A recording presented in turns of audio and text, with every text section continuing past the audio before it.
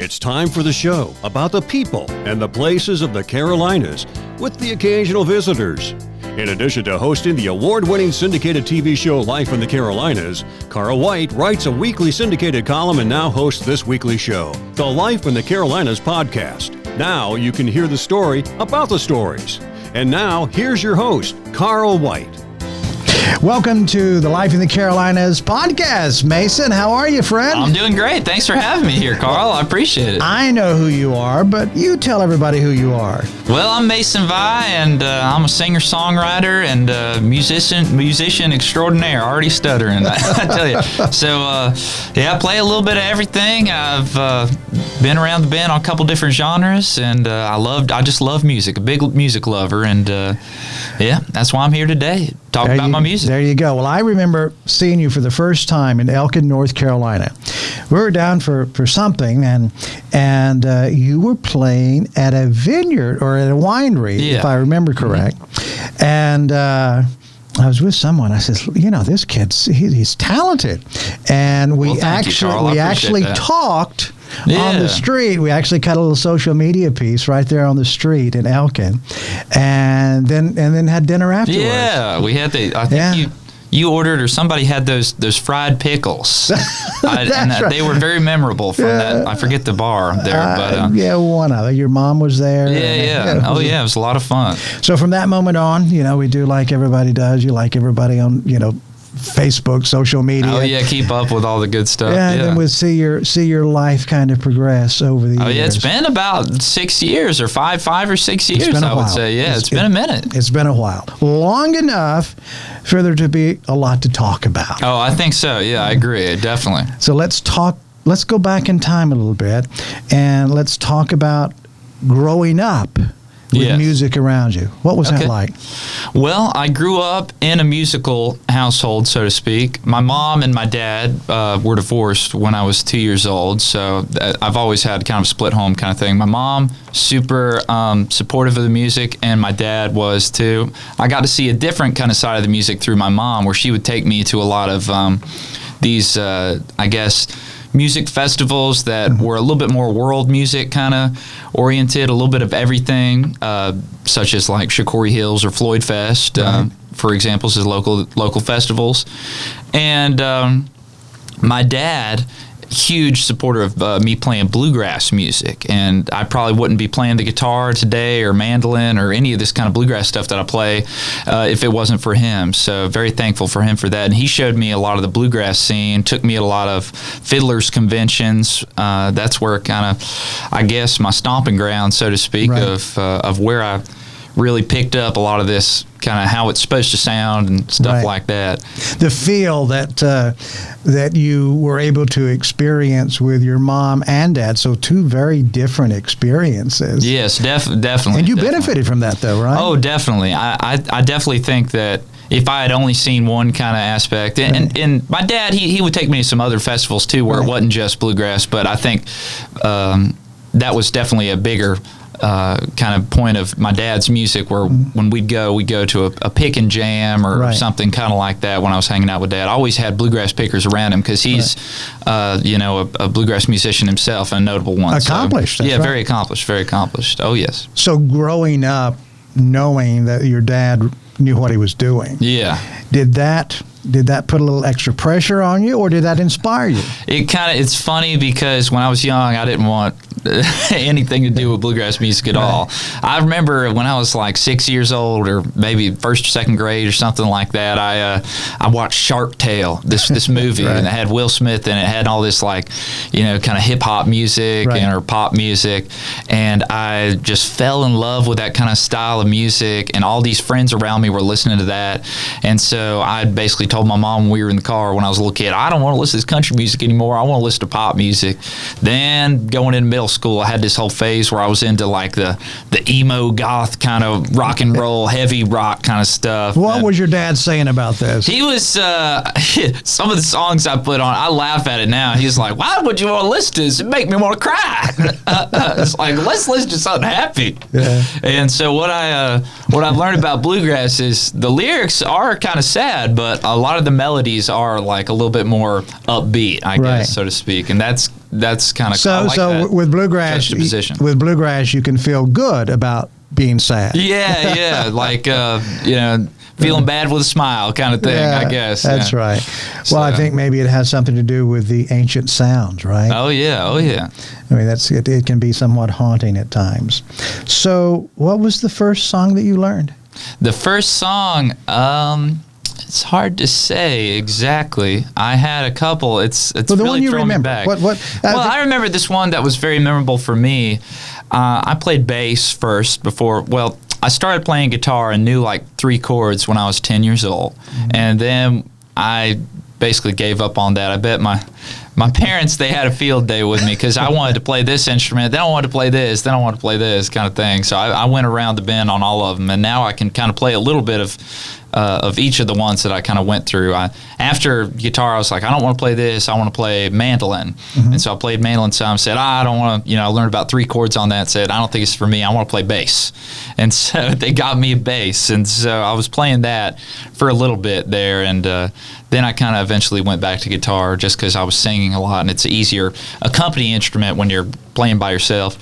So when I was playing bass, one of the first songs I learned was this song by the Stray Cat Strut. And that was my jam.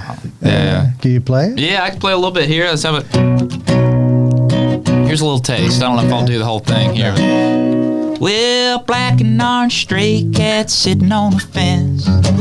Ain't got enough dough to pay the rent. Well, I'm flat broke, but I don't care. Well, I strut right by with my tail in the air. Stray cat strut, I'm a lady's cat. I'm a feline Casanova. Hey, man, that's bad. I get a shoe thrown at me by the mean old man. Well, I'm getting my dinner from a garbage can.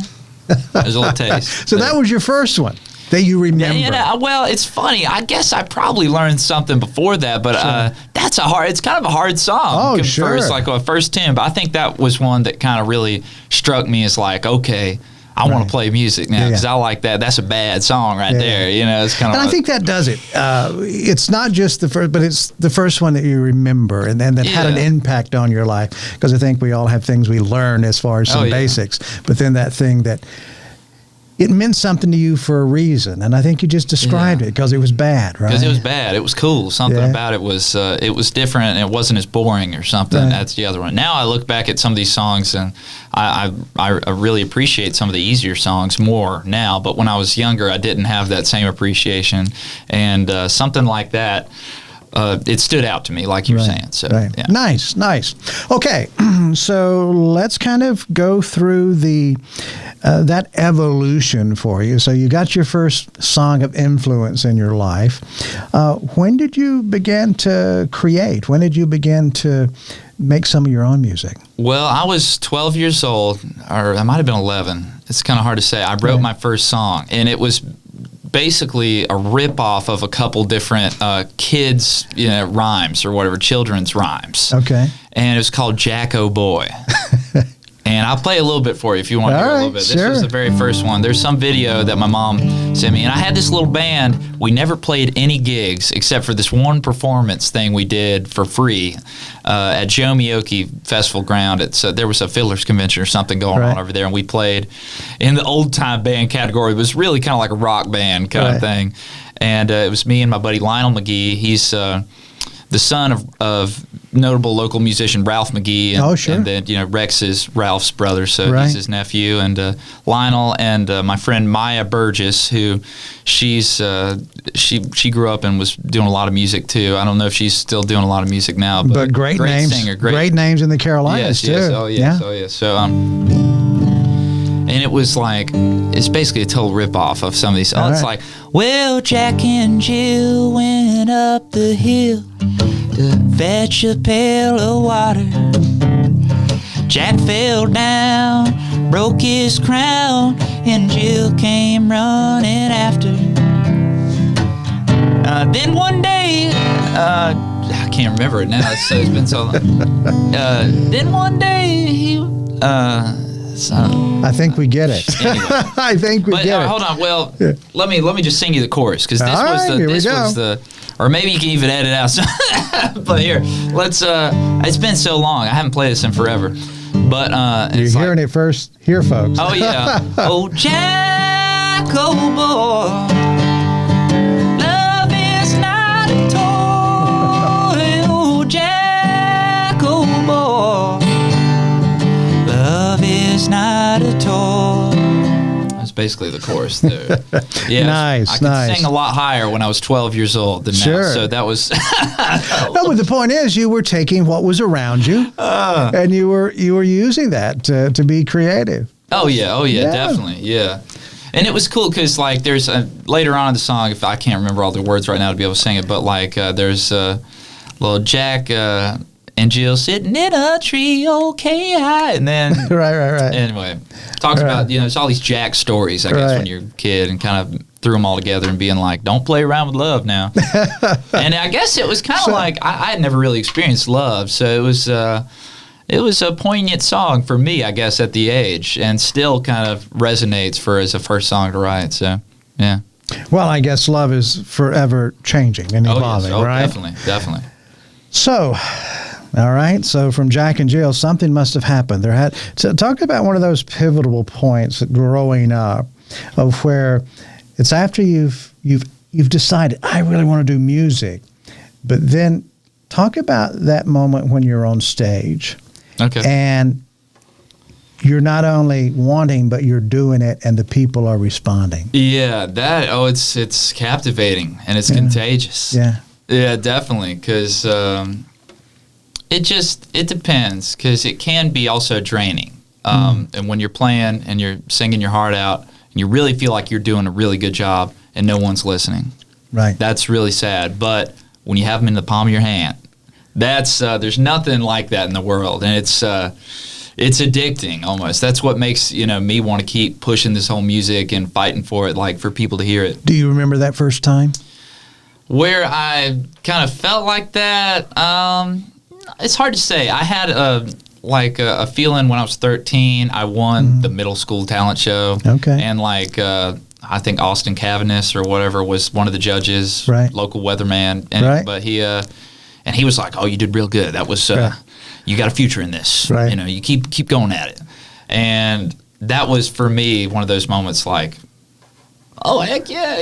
You just got an official forecast. Yeah, I know. The forecast for the future right there, yeah. Austin Cavanis, if he's watching this, thanks so much for that, yeah. Good job, Austin. Yeah. That's great.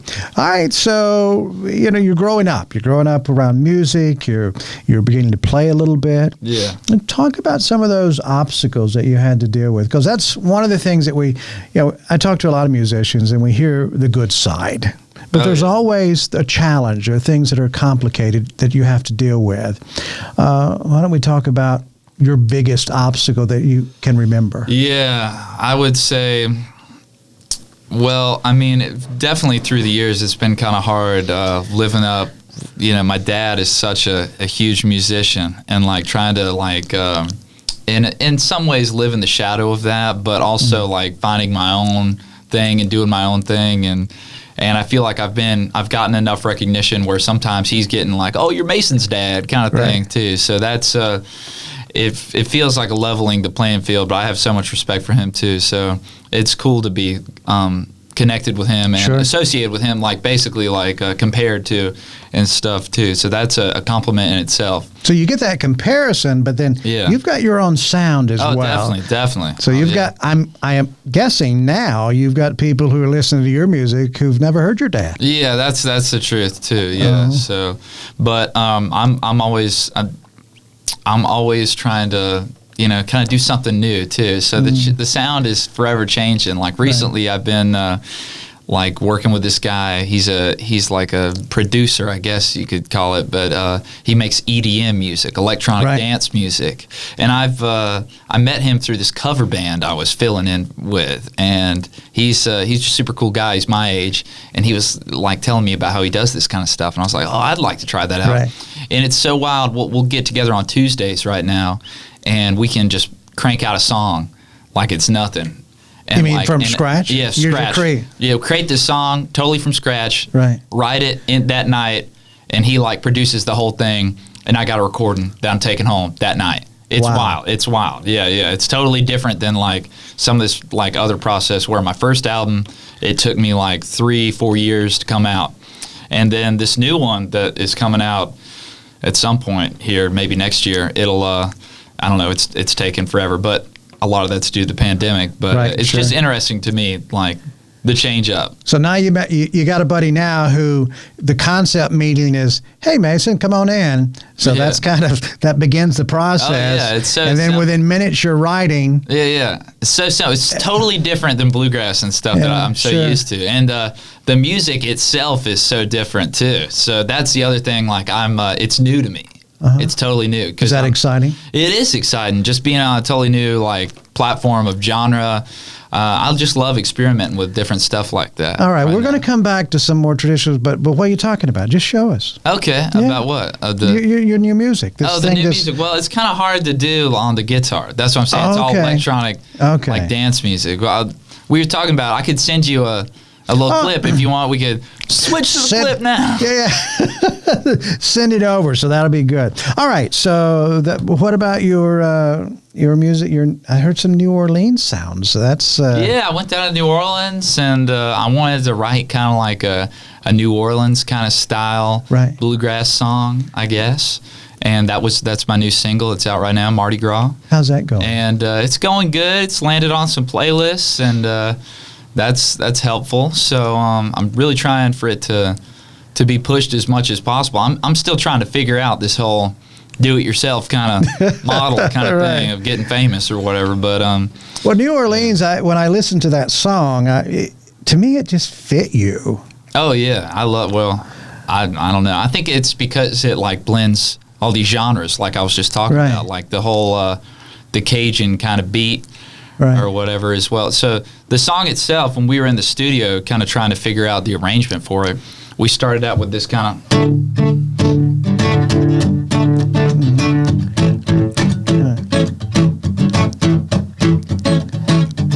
And it's kind of like, if you ever heard of Iko or whatever. Absolutely. It's like, hey now, Iko, right? And... so that was kind of my idea. I wanted to do a song with that kind of beat, similar to that, to, replicate that New Orleans sound a little bit.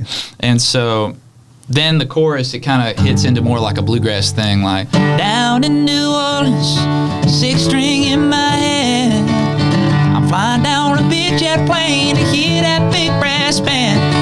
I'm picking and a grinning in a French quarter, drinking up the gin and the vodka, Lord. I'm a moving and a shaking and a having a ball, 'cause it's New Orleans Mardi Gras.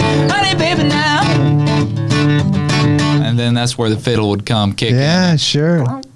Sure. So it has I love that. Has that fiddle Cajun kind of sound on this part, and then a little bit of bluegrass on the chorus, and then it has this whole kind of, we added like this choir basically at the end of just all of us kind of in the studio together and kind of overdubbed a lot of vocals, and then it sounds like you're almost in a big parade at the very end, and the banjo and the fiddle kind of play this melodic riff together, and it kind of reminds me of like a horn section. Yeah, it's just like being at Mardi Gras. Yeah, that was what we're trying to, trying to bring people on this experience. A bunch of yips and howls in there too. Yeah, that's great. Yeah. I listened to it. I really enjoyed that. I could almost, because of knowing a bit of your past and following, I could almost hear a kazoo in there, but I'm not sure if that was just in my mind, because I remember you were in Virginia and you were doing this thing with a kazoo that wasn't there a contest or something? The Kazoo Contest. Talk about that. I just thought that was great. I was watching this video and I was like, what is this? And I was like, I always carry a kazoo around with me. Oh no! I'll break it out here just on occasion.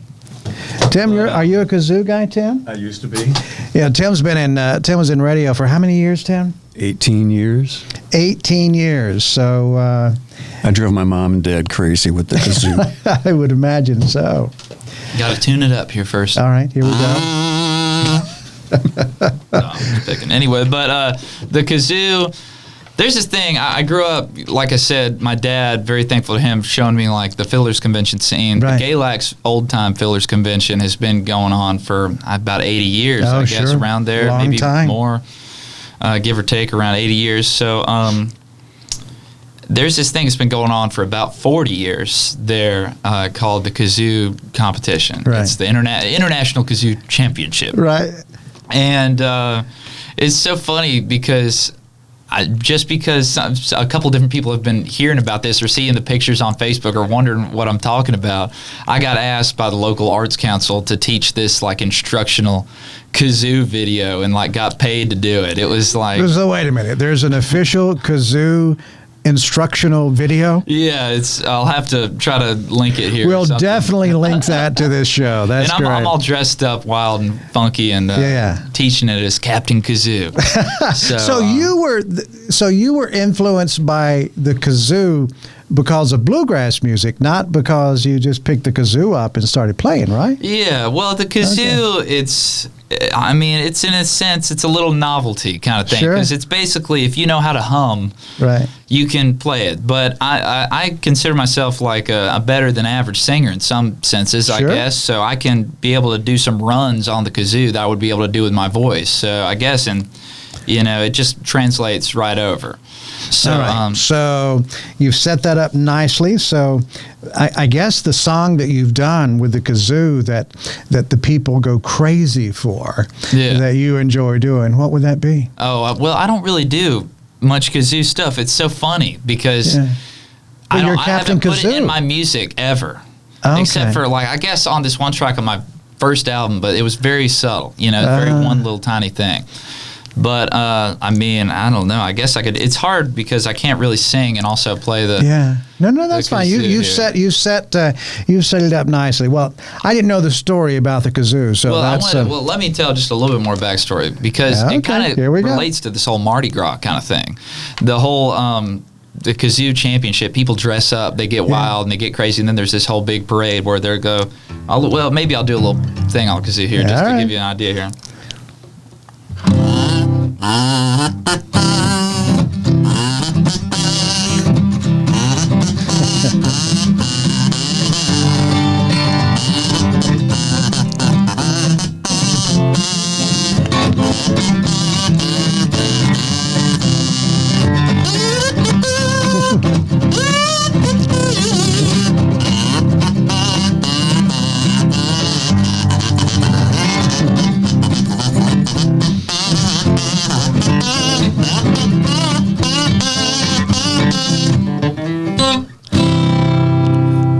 Yeah, a little kazoo there before I slobber on everybody here. Shoot.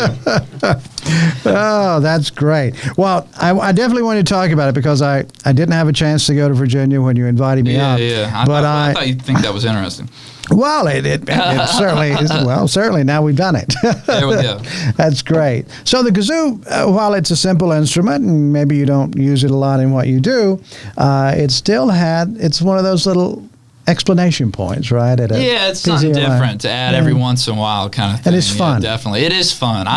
It's one of those things where I don't know if I would, if I did, make something bigger with the whole, now the spot here's trying to play it over here. Right. So. But that's the puppy dog, if anybody's back home wondering what I'm talking about. Right. So they know him. Okay, good.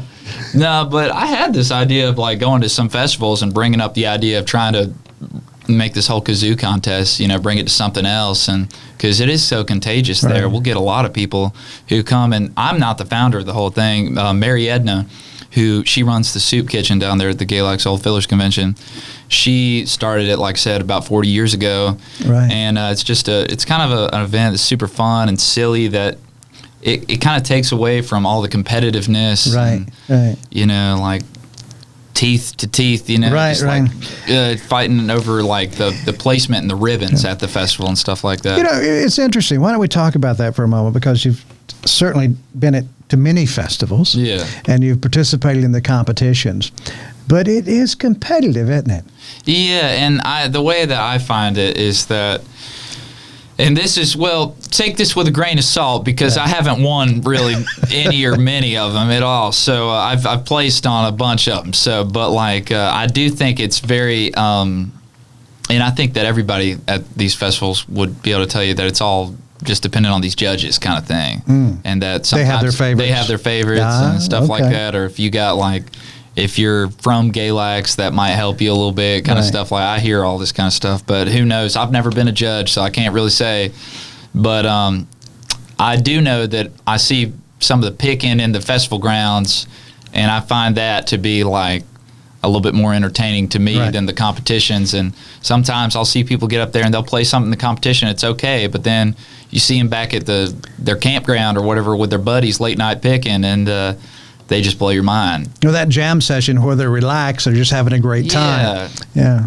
And it's more, music is, I don't think it's supposed to be a competition, right? But I like that they have that as a thing, because it's definitely, I think if it wasn't for that competition, all those great musicians wouldn't show up and be picking together and have that sense of community. Sure. And that's what I was basically trying to say about the kazoo competition. It's kind of, taking the weight off of that feeling of the competition and bringing back the community aspect of the whole thing. So love that. cool. Love that. Let's talk about being born in the Carolinas and what you feel might be the significance of this piece of geography that you're part of in nurturing and creating that atmosphere for great music to be born.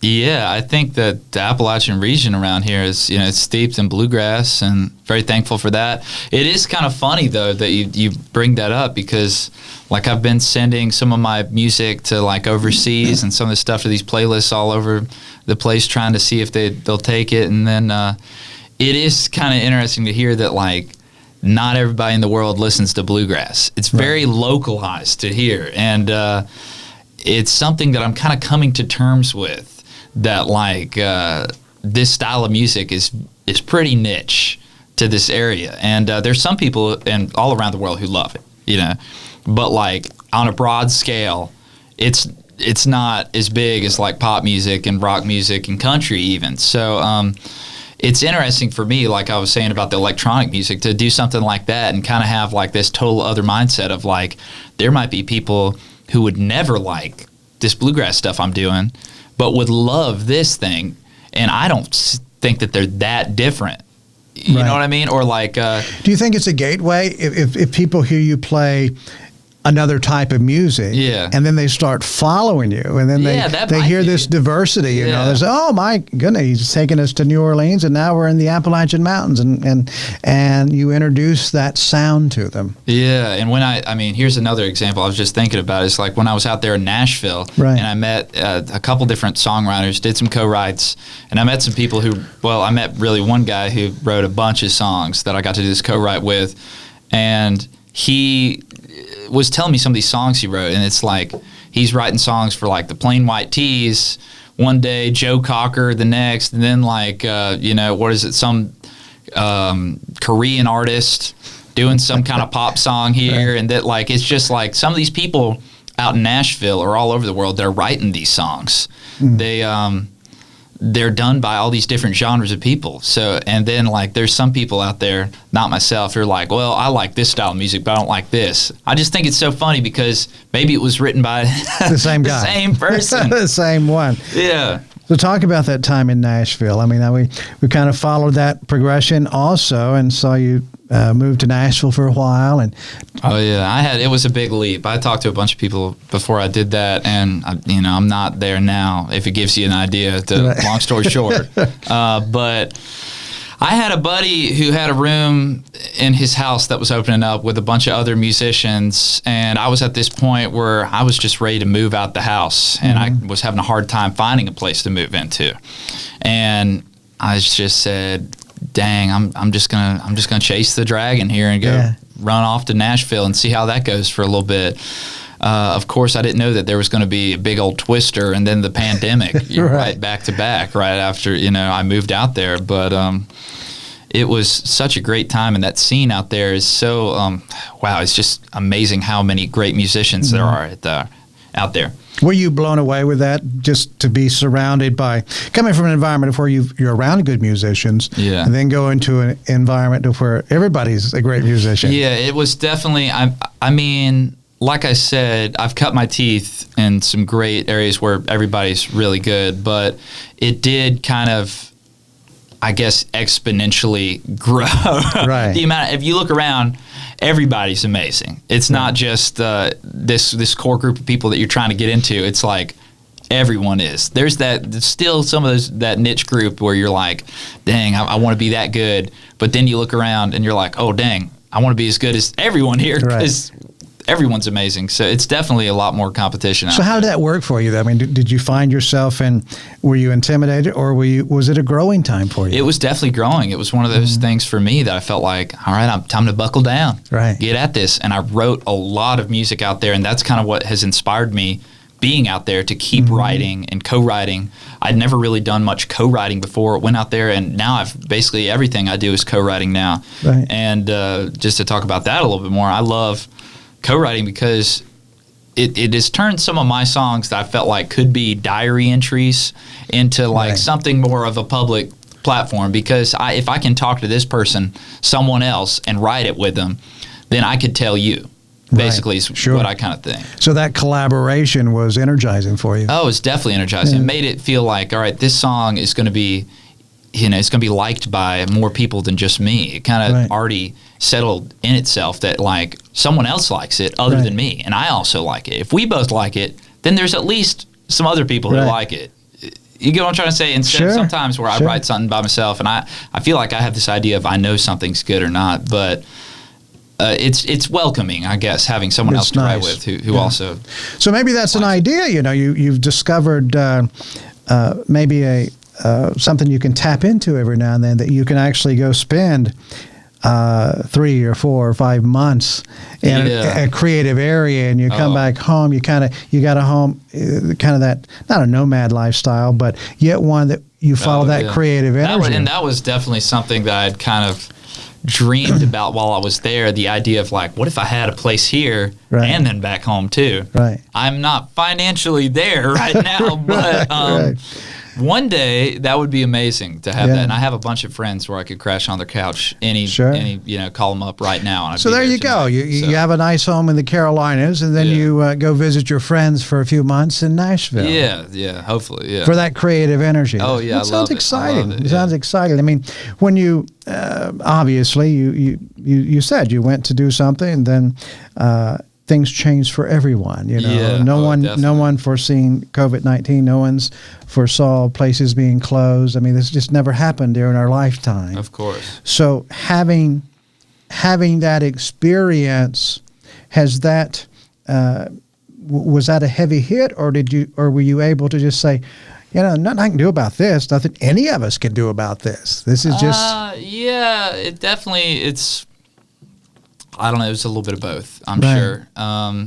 Because I was, I had a lot of gigs and a lot of things coming up this year. My new album was already supposed to have dropped in July. Right. And now it's going to be maybe next year, stuff like that. That it's a bummer, but you got to look on the bright side, because everyone's dealing with this, and it's Yep. not just me. So I can't I can't Right. I can't have pity myself kind of thing. it's You know what I'm trying to difficult. say? It's difficult to say the other guy's got my spot when he doesn't have it either. Yeah, Nobody's else, got the spot. We're all Right. dealing with this together. So, Right. yeah. Do you think during this time, I've talked with a lot of creative folk who are sharing stories with me that something has stirred within them to be extra creative, or Oh, creative definitely. in a different way, and new things Well, are I coming out wrote of a it. couple COVID-19 songs, I reckon, basically. But some of them, I don't know if they're as interesting now. Right. I'm sure people are probably tired of hearing the COVID-19 songs. But I bet any artist has written at least one. Oh, sure. Maybe they won't share it with anyone, but they have at least written a chorus or something, any songwriter at least, about the virus. Yeah. Well, you're right about what you live, right? Yes, what you're of course. experiencing. I think that's honest, basically. So I heard some interviews not long ago. You were on the radio, and I don't really remember where, but it's not been that long ago. And that seems like something you're incredibly comfortable with, getting out talking about music and playing. Well, it is what I do every day, playing music. It's become my life. Before I was kind of goal set on this music stuff, I was going to school for environmental studies and was kind of chasing that, but there's a couple things along the path that just made me feel like maybe I ought to just give this the gung-ho full shot here. And so that's what I've been kind of going for. I've been writing, been trying to hone the craft, and so that's why I don't mind talking about it. Yeah. It's your thing now. I guess that's the plan. Yeah. And anything new and exciting other than your trip to New Orleans? Anything else new that we should know about? Well, I got this jam that I'm leading every Monday. If y'all want to come out, anybody that's watching in Kernersville, North Carolina, at the Brewer's Kettle, 7 to 10 p.m. It's kind of on hold, at least right now, for the foreseeable future, trying to figure that out. We're definitely getting together this upcoming Monday, but I know this is an evergreen kind of podcast, so who knows when people are going to hear this. So from your schedule, how do people find out about it? You got to come and check out my Facebook, or I have Instagram.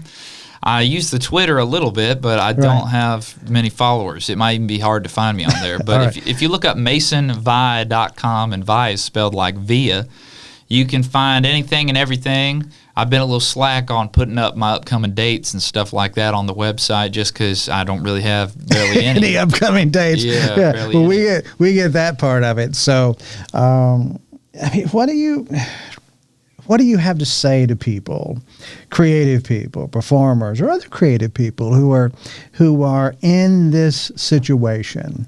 Everybody's in it together, but what does Mason have to say? What are your words of encouragement? My words of encouragement. I think if you got some money to invest, get a little home studio set up, even if it's something very small, and try to just adapt to this new environment. I've gotten some equipment where I've been able to go live and kind of learned how to do the whole interface thing where I can plug a mic in and play into the computer that way, go live on Facebook, and people have enjoyed that. It's just we got to kind of all adapt together, I think, learning that maybe the live streams, maybe we're getting bored of them, but it is kind of what it is nowadays. And so it's pushed you, though, to learn about technology, things that are definitely happening. Other aspects of this whole, I guess, music industry, whatever you want to call it, that I would have never done before. Right. Like I said, that whole live stream, I learned how to put my whole Venmo logo and stuff like that on the screen. I'm like, I feel fancy or something, just little stuff like that. But also, I think I would say to anybody who's out there who's feeling like down in the dumps or whatever, who doesn't have any encouragement, my encouragement would be call out one of your buddies or call somebody and say, hey, let's give each other homework or something like that. Send each other videos back and forth. That's what some of me and my buddies do, and we really try to encourage each other because. And I know I'm rambling a little bit here, but some of these festivals we go to, we get to have this kind of like these tunes that we've learned through the years. We get to pick them, which we normally don't do with everyone else. We have people that we can jam those with. Sure. So I have a large vocabulary that, because of this pandemic, is, in my mind is starting to wither. I might have it on paper that I know it, but I might have to look back at it, and try to remember it. And that's just because we're not playing as much. We're not jamming as much. We go, at least for me, at some of these music festivals and fiddlers conventions, I'll go all night long playing these songs I know, and like. So you're going to get better because you're practicing your skills, your rhythm, your hand-eye coordination. All of it's important, right? It's all important. Yeah. So we're talking about some real things. I mean, these are the things that creative people have to think about all the time. Oh, yes. So practice. Gotta practice. And I say definitely before you go play. I know some people who don't practice every day, and we all got to have our own level of how long we can practice. Ideally, I'm sure if we could practice 24/7, it'd probably be good for us. But I know that we don't all do that. I don't know any musician who all day long that's all they do. But it's good to make time to practice, to keep our hands basically where we can play some of this stuff, as well as our vocal chops kind of in place. And so it sounds like you're staying active. To stay active, you may not have a live audience in front of you. Yeah. Well, you got to do it anyway. Well, get together with some buddies if you got to be socially distant. Right. Everybody wear masks or whatever you feel comfortable with. I would just say you got to keep picking. Or just find your small circle of people that everybody's business or something. Right. And, so whatever it is, it sounds like. So whether you're picking or what, don't stop creating. Yeah, And my whole love thing, that. is like a kind of what I've been telling you. I've been getting together with this guy every Tuesday and working on something. Got a song coming out, writing a new song at least once a week, and trying to do more than that. And, I love that. And I would also say, basically, that I don't know. You just got to keep picking. You just got to keep picking. It comes down to that, I guess. Yeah. Keep picking. Long story short. All right. So, in the midst of troubled waters, what would you imagine would be the most inspirational song you've written so far? Oh, well, I got a couple, actually, that are... Yeah, I got... You want to hear something? Oh, sure. I think we all do. Here's one called Bound for Victory, and this goes out to anyone here that is... I don't know, that they are feeling kind of down in the dumps or something and feels like they need a little bit of motivation, that here's my words to you. You can leave any of that all behind you, and you can just go out and win whatever victory you have in your head to win today, you know? Whatever your victory is, go win it here. So, Bound for Victory. Here we go. Getting ready for the genesis of a brand new day. Metamorphosis, caterpillar chrysalis. Spread your wings, child, and fly away. Fly through the great bright yonder, where the trouble times are no more. Well, you know I've been through it all and back, but I'm ready now to walk out that door, because I'm gonna leave it all behind me. I'm gonna leave it all behind me. I'm gonna leave it all behind me. Bound for victory, I said now. I'm gonna leave it all behind me. I'm gonna leave it all behind me. I'm gonna leave it all behind me. Bound for victory. I'm bound. Lord, I'm bound. I'm bound. Bound for victory. I said now. I'm bound. Lord, I'm bound. I'm bound. Bound for victory.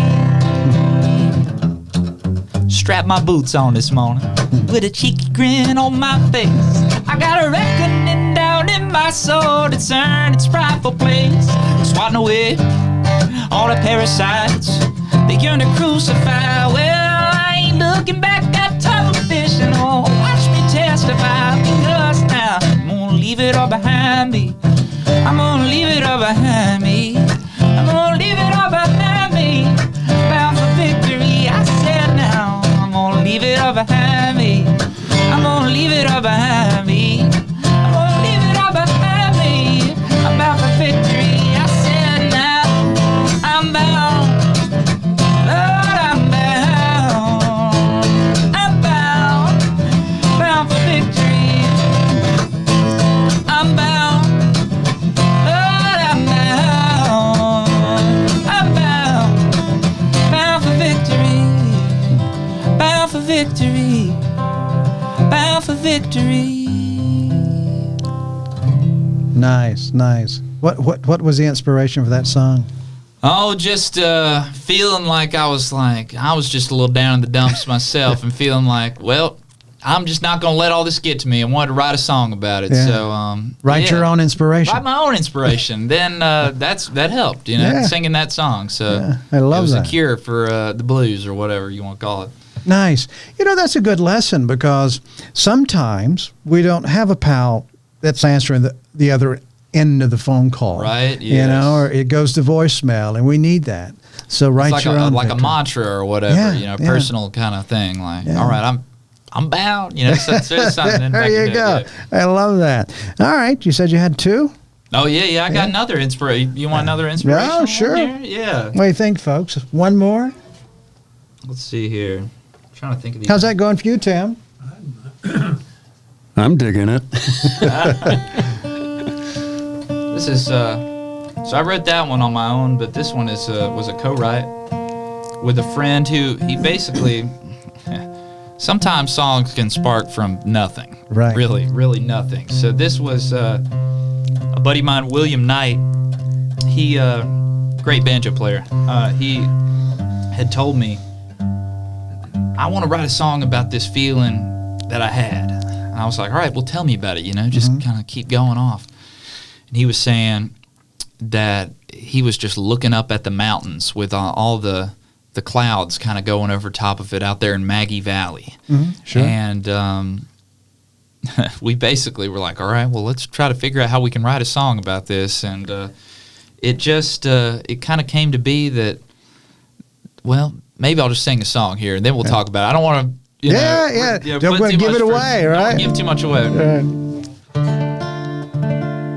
There's a rugged beauty to this long forgotten scene out in Maggie Valley, where it's quiet and serene.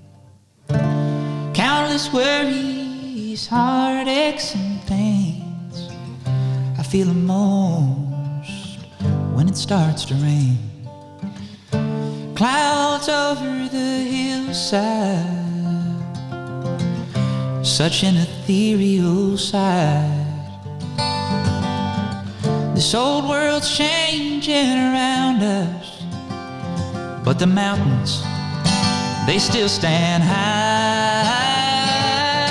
And I am that mountain, I'm standing tall. I might be weathered, but still I endure it all. And those storms keep raging, I'm standing tall. I've held my ground through it all. I've held my ground through it all.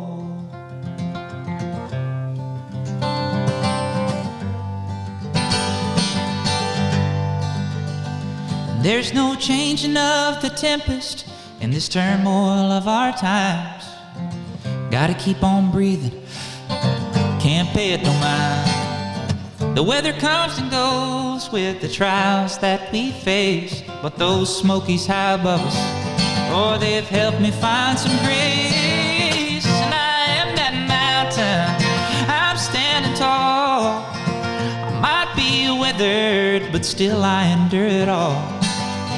And those storms keep raging, I'm standing tall. I've held my ground through it all. I've held my ground through it all.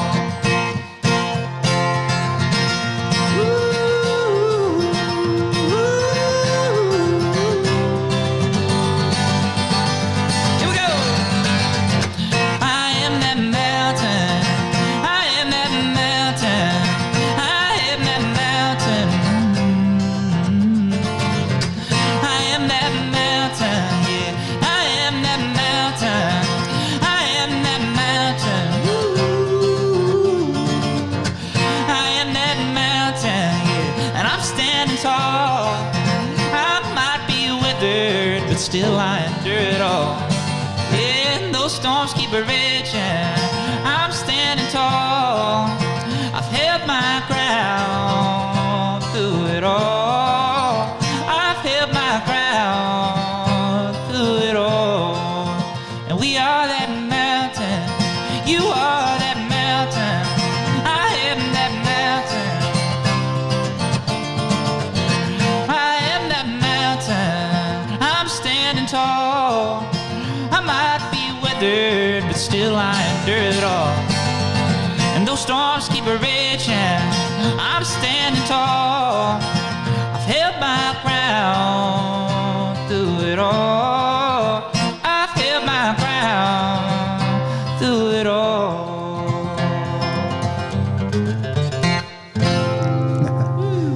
Nice. Standing through it all. Yeah, another one of those mantra songs. I am that mountain kind of thing. Yeah, that anybody, I guess, or you are that mountain, whoever's listening. Yeah, there you go. So no matter how things are, no matter what you're going through, you do this all the time now. Does the music still bring you out of those blues? Oh, yeah, definitely. Or in some ways, it can channel some of the blues too. Right. I'm sure that I've written my fair share of Right. there we go, blues songs too. That when I sing them, it almost makes me want to cry, Really? or something like that. Which I think that's an emotion too. So is that therapeutic as well? That can be therapeutic. Yeah, definitely. It helps. It's almost like, well, I guess everybody has a different view on crying or being sad or whatever. Right. But I think sometimes letting whatever it is out and just totally emotionally, getting Right. into the space or whatever, it can be very therapeutic. So, yeah. So when you go through a difficult time, sometimes you need that victory song. Yeah, but then sometimes it's more like you'll channel this. It's just like our emotions are these songs, and I want to have something that I'm putting out that I'm actually feeling or somebody else has felt before. Right. So. Yeah, So I'm just trying to be real. So a good cry is okay every now and then. Oh yeah, it's okay. That's fine too. We've talked about your first song. We've talked about some happy songs, some songs to inspire us. What's your favorite song? Oh, well, I got this one here that's it's my favorite right now, I reckon. It's about my stepdad, Gary Mabe, he's a dirt race car driver. And I grew up around him. Going to the dirt race car track when I was a little kid and all that kind of stuff. And, well, I reckon I'll tell you about it in the song here. I don't want to, like I said, spoil too much. Let me make sure I'm all tuned up here. But, yeah, number 15, that's Gary. And it's really kind of interesting because it's something I never really took after, but I support everybody in the family who's doing it. And so Gary's, his daughter who he had before, my mom and him got together and all that kind of stuff. Tasha, she used to race when she was a kid and married a race car driver herself. Wow. So it's a big racing family. And so Gary, my stepdad, he's number 15. Mm-hmm. And Jamie, he's number 2, or he was number 2, his car. He doesn't really race too much anymore. But my little nephew, Jameson, people call him J-Mac. He's like the middle school hero. You know what I mean? Everybody's wearing his shirts and stuff. Huge fans of him in middle school. And he's number 215. Wow. So he's driving now? Oh, yeah. He's been driving since he was like 11 years old. This big, huge, giant, right. dirt race car. And apparently, for me, that's interesting and just kind of different than what you would expect. Oh, but sure. Apparently, you ask some of these dirt race car drivers, and they're like, oh, yeah, that ain't too young. That's all good. Right. That's about normal, apparently. So... But before he was doing these big cars, he was doing go-karts and, making his way up. So sure. If you know who I'm talking about, you'll know that anybody who's listening, you'll know that he's winning every single race he does. So he's beating all these old men who've been doing it for years. So wow. He knows what he's doing on the track there. So before he even has his permit, to go drive or whatever on the road. Yeah, but here it is, number 15. And I talk about listen to the words carefully if you can, because everything in this is totally true, and they might have some interesting talking points afterwards. Back in Stokes County when I was a little bitty boy, Mama took me to the track and I'd play with my toys. I was eating French fries dusted in a red clay sand, rooting for my stepdaddy, he was the man. Number 15, fastest car you ever seen. Number 15, Lord, he's a racing machine. Yeah, number 15, sliding up the side, passed you right by in the blink of an eye. Fastest car you ever seen was number 15. Yeah. Well, the dirt rocket, he was hard to catch when he knocked the hammer down on the back stretch. They put a bounty on his head, it was a big price tag, but the boss couldn't beat him because he owned the checkered flag. Dirt track racing was a family affair. When the tempers got flying, Grandma'd chuck a chair. Yeah, and all the sore losers tried to knock him down, but Gary Mabe wore the dirt track crown. Number 15, fastest car you ever seen. Number 15, Lord, he's a racing machine.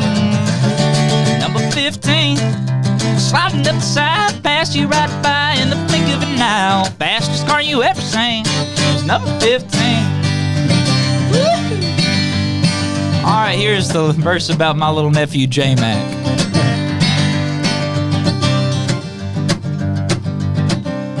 Racing runs in our blood, mighty thick around here. Number 215 came up shifting through the gears.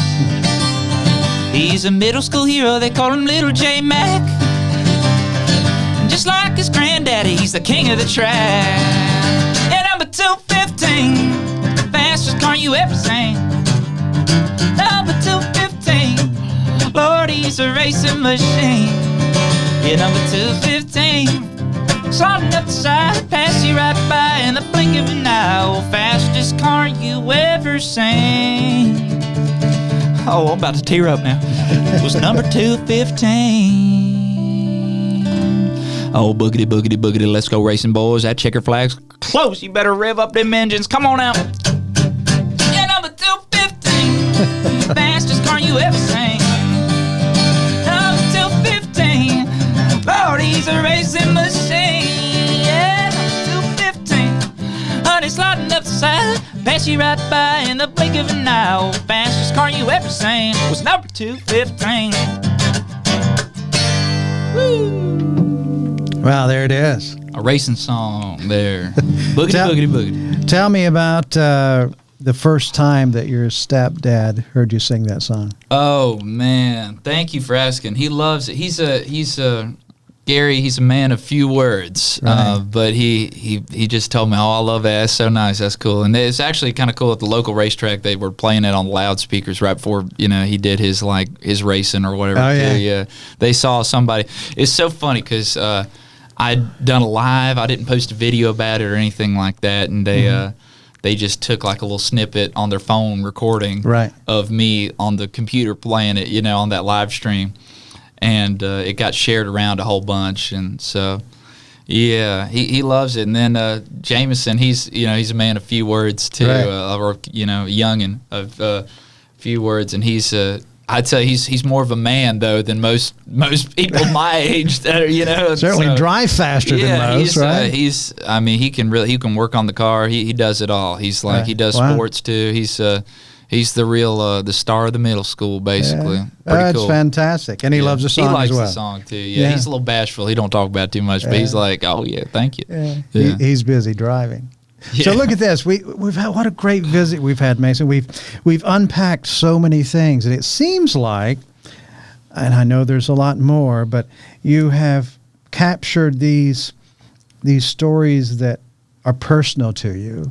Yeah, and have that's- emotions. Yeah, that's my whole thing I'm trying to do now. I feel like people, they're interested in the stories that are these stories that since I was a kid, I always felt like, well, my stepdad is he's a race car driver. That's awesome. Right. I always tell, and like my mom's a teacher, and my dad is a musician, and stuff like that. It's all like been things that have helped me out a whole bunch through the years. My mom helped me with the grade school kind of thing. Gary helped me with my car whenever I need something with that going on. My dad teaching me stuff through the years and helped me with know the whole bluegrass So community. you can spell, you can change the oil, Yeah.